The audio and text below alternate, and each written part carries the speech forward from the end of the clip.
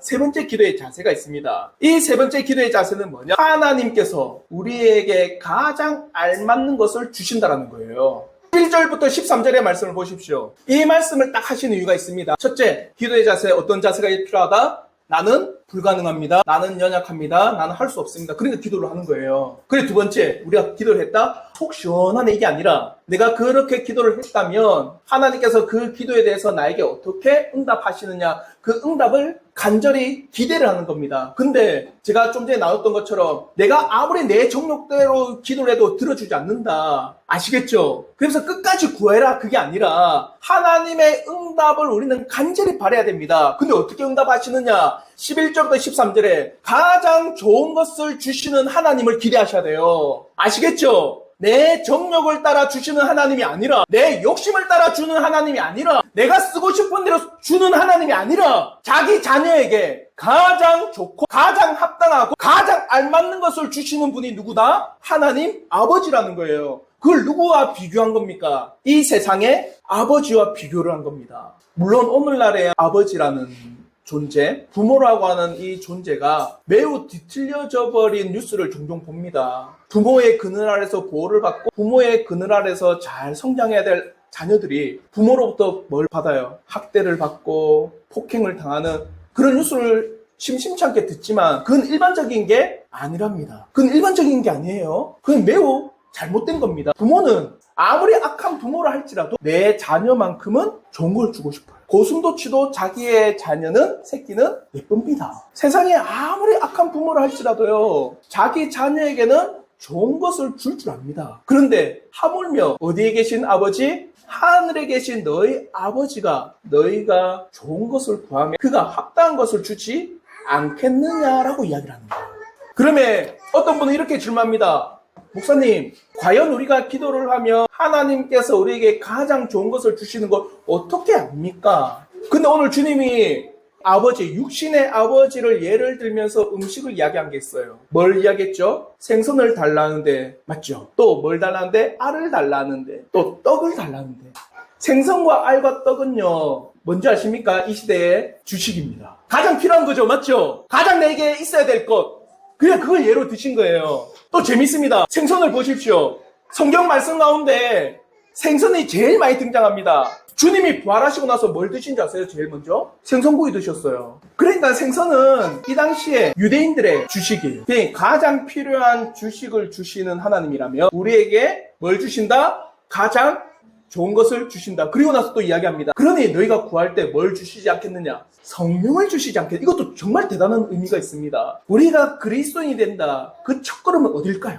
내가 하나님의 자녀가 됩니다. 내가 하나님 나라의 백성이 됩니다. 라고 하는 그 첫걸음은 말씀을 통해서 누가 역사하실 때? 성령이 역사하실 때 그게 가장 좋은 거예요. 맞죠? 성령이 말씀을 통해 나에게 강력하게 역사하실 때 나는 하나님 나라의 놀라운 백성이 되는 그 첫걸음입니다. 그러니까 성령이 나에게 주어진다는 건 나에게 매우 귀하고 좋고 합당하고 알맞는 것을 주신다는 거예요. 그 당시에 유대인의 주식을 이야기를 들었고 신자의 첫걸음인 누구? 성령의 이야기를 들으면서 너희들이 기도를 통해서 가져야 될 자세는 뭐다? 너희가 기도할 때 하나님께서 너희에게 가장 합당하고 알맞고 바른 것을 주시는 분임을 너는 믿고 말아 기도하라. 아시겠죠? 그러면 요한복음 16장 8절을 보십시오. 성령을 통해서 우리가 어떻게 되는가? 죄에 대해서, 의에 대해서, 심판에 대해서 책망하신다. 과연 너희가 기도함에 있어서 가장 필요로 하는 것은 죄로부터 건짐을 받는 것이고 이 사실에 대해서 성령을 너희에게 주신다고 하는 사실을 알려주고 있습니다. 이것이 우리에게 가장 좋은 것이요,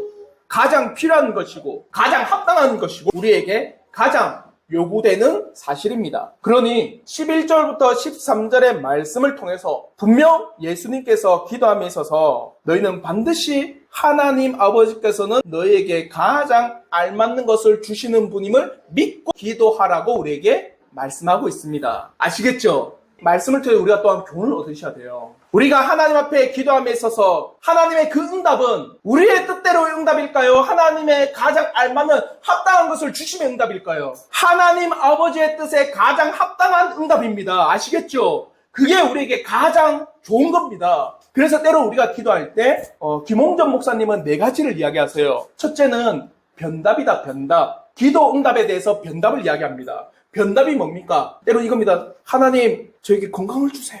하나님, 내가 정말 무탈하게, 정말 아무 걱정 없이 살아갈 수 있도록 해주세요. 이랬는데 하나님께서는 우리에게 뭘 허락하신다? 때로는 고난과 역경을. 이게 변답입니다. 즉답은 뭘까요? 즉답이 있다. 즉답이 뭐예요? 즉각적으로 우리에게 응답해 주시는 경우도 있다. 몸이 너무 상해가지고 하나님 앞에 예배를 드렸는데 그러지 못하는 상황. 내 형편과 상황 앞에서 하나님 앞에 나가기를 매우 불가능하고 어려운 상황에서 하나님 앞에 우리가 간절히 기도할 때 하나님께서는 즉각적으로 우리의 그 길을 열어주실 때가 있다. 그게 즉답입니다. 그리고 무답이 있어요. 무답. 무답이 뭡니까?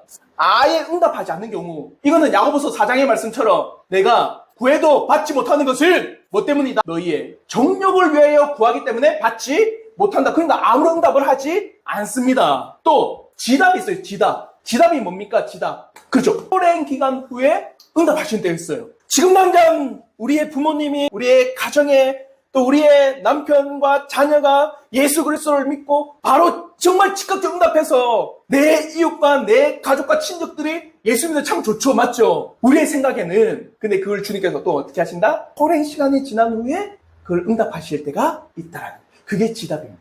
변답이든 무답이든 즉답이든 지답이든 하나님께서 우리에게 응답하심에 있어서 여러분이 믿어야 되는 건 뭡니까? 이게 나에게 가장 알맞고 합당한 것입니다. 그 믿음이 있으셔야 돼요.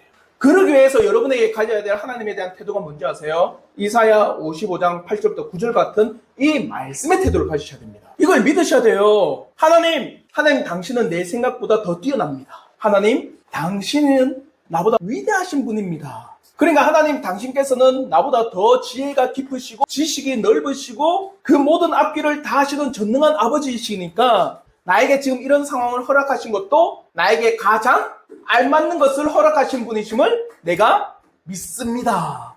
아버지, 당신은 나보다 더 지혜롭기 때문입니다. 또 고백했습니다. 깊도다 하나님의 지혜와 지식의 풍성함이요. 그의 길은 우리가 찾지 못한다. 하나님의 놀라운 지혜가 참으로 깊습니다. 이걸 왜 고백한 줄 아세요? 바울이? 그게 위대한 겁니다. 보세요. 바울은 유대인이에요. 맞죠? 근데 자신의 민족을 보니까 예수 그리스도를 믿어요? 안 믿어요? 유대인이 예수 믿습니까? 안 믿어요. 고통스러운 겁니다. 유대인은 어떤 민족이었어요? 예수 그리스도가 오심에 대한 예표를 받은 민족이에요. 맞죠? 그러면 더 믿어야 되고 더 예수 그리스도에 대해서 갈망해야 되는데 지금은 어떻다는 겁니까? 예수 그리스도를 죽였고 예수 그리스도를 부인하고 예수 그리스도를 핍박하는 그런 민족이 돼버린 거예요. 왜 이렇습니까, 주님? 왜 우리 민족이 이렇습니까? 왜 우리 민족은 예수 그리스도를 핍박하고 죽이는 민족이 되었습니까? 그 의문과 고민과 깊은 고뇌 가운데 나온 고백이 뭡니까? 깊도다 하나님의 지혜와 지식의 풍성함이요. 하나님의 길은 인간이 찾을 수가 없습니다. 이것조차도 하나님의 놀라우신 뜻입니다. 아시겠죠? 이게 우리의 기도의 자세가 돼야 돼요. 사랑하는 성도 여러분, 우리는 오늘 이 본문의 말씀을 통하여 기도의 자세 3가지를 배웁니다. 그 기도의 자세 3가지 가운데 첫 번째, 어떤 자세를 가져라? 나는 불가능하고 연약하고 할 수 없는 그런 존재입니다. 우리의 불가능성을 보고 매일매일 기도하십시오. 그리고 두 번째, 어떤 자세를 가져라? 내가 기도함에 있어서 하나님께서는 반드시 응답하시는 하나님이심에 대해서 믿음을 가지고 기도를 하라. 그리고 세 번째, 그렇게 기도하고 하나님의 응답을 구함에 있어서 나에게 주어지는 것들이 어떻다? 가장 알맞는 하나님의 지혜로 우리에게 허락하신 것을 믿고 기도하라. 아시겠죠? 사랑하는 성도 여러분, 기도의 사람이 되십시오. 기도는 하나님의 전능하심 뿐만 아니라 내가 하나님의 자녀가 되었다. 하나님과 내가 교통하고 있다. 나는 하나님의 인도하심을 간절히 바란다. 나는 하나님의 놀라우신 이끌어주심이 나에게 있어야 된다라고 하는 인정입니다. 그러면 주님께서는 보세요. 기도의 모범을 보이셨어요. 주님은 기도할 이유가 있을까요? 전능하신 분입니다. 그런데도 뭐 하신 거예요? 기도를 하셨어요. 그런 말미암아 우리에게 본을 보여주신 겁니다. 너희도 말아. 기도하라. 너희도 말아. 기도하여 하나님과 교통하라. 너희도 기도하여 하나님의 놀라우신 뜻을 구하라. 너희도 기도하여 하나님의 놀라우신 은혜를 경험하라. 사랑하는 성도 여러분, 정말 기도의 사람이 되십시오. 여러분에게 기도해야 될 합당한 이유가 있지 않습니까?